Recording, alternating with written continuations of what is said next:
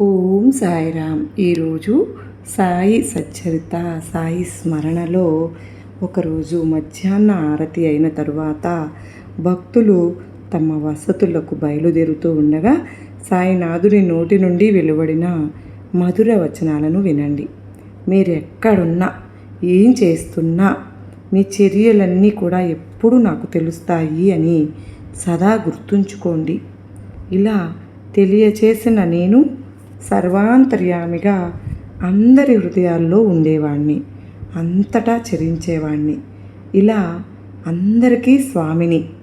నేను లోపల బయట చరాచర సృష్టిలో అన్ని ప్రాణులలో నిండి మిగిలి ఉన్నాను.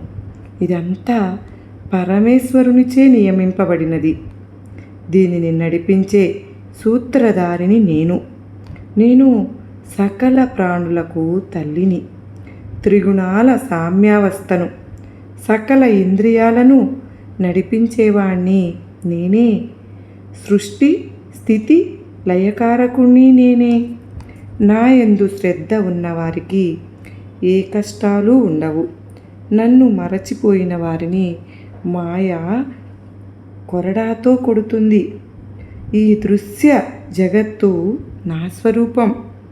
అంటే చీమ, దోమ, క్రిమి, కీటకం, రాజు, పేద, స్థావర జంగమాలు, ఈ జగత్తంతా నా యొక్క స్వరూపం.